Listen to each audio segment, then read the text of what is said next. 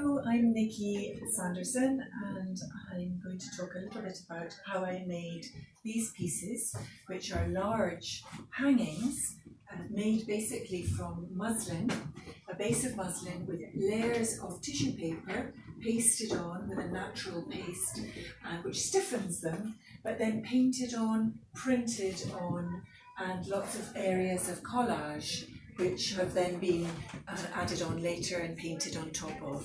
So this particular piece represents the fluid state of the rocks of the Isle of Lewis. So that's the inspiration.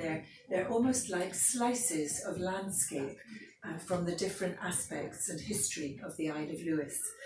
So this piece here is about the early people and their monuments and the landscape of the era of 5,000 years ago. And down here we have the bog, the peat bog, which grew after this period.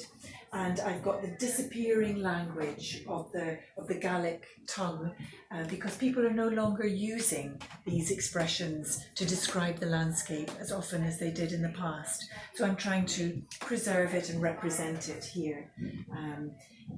So this is a stiffer piece, it's very textural, and it represents the carpet of moss which appears on the peat bogs in Lewis.